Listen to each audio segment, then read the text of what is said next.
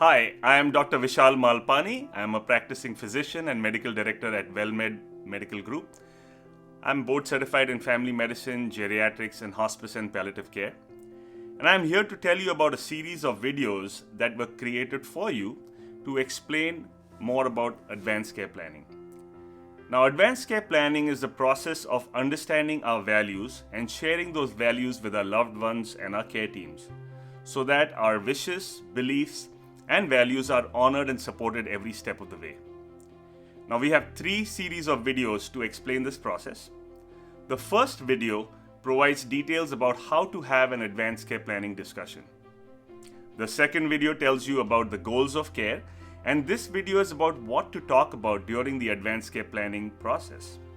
And finally, the third video, which discusses important decisions that need to be made during the advanced care planning process. For example, who should be able to speak for you if you are unable to speak for yourself? Now I'm handing off the rest of this video to an expert in this field, Remington Johnson, who is going to walk us through a deeper understanding of the advanced care planning process. And I hope you enjoy these videos and contact us and our team members to discuss your own advanced care planning needs. Thank you. Hi, my name is Remington Johnson, and I work in the field of advanced care planning. Now, we have created a series of videos that are here to explain a very important part of the care process of healthcare, which is advanced care planning. Now, what this is it is a process of understanding and communicating those values, those beliefs, those things that we want to happen to us so that our loved ones and our care team, the doctor, the nurses, all that can be there to support us every step of the way.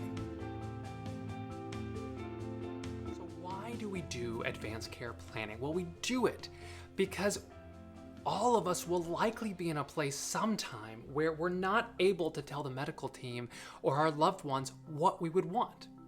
Now, this can be as small as, having a little bit of confusion after a medical procedure where we had some anesthesia, so we were put to sleep for a little bit, or it could be as large as being unconscious for days and weeks at a time while we're on life support. It is really important that our families and our loved ones and our care teams understand what's important to us, that they can think through complex, hard, nuanced medical decisions and make the choice that we would make if we were alert and able to sit there and tell them what to do.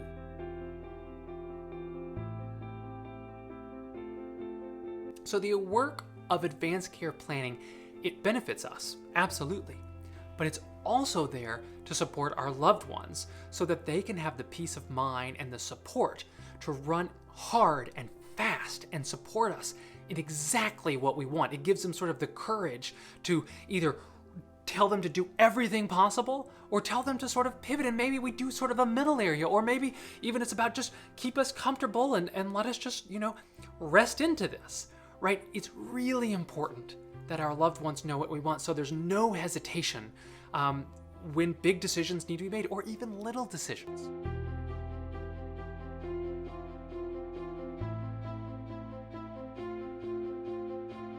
So what really happens in the advanced care planning process? Well, advanced care planning is a process. It is a thinking and discussing and deciding and writing down our preferences about future healthcare decisions. In the event that we are not able to be fully aware, fully participatory, fully seated at the table to be able to have those discussions.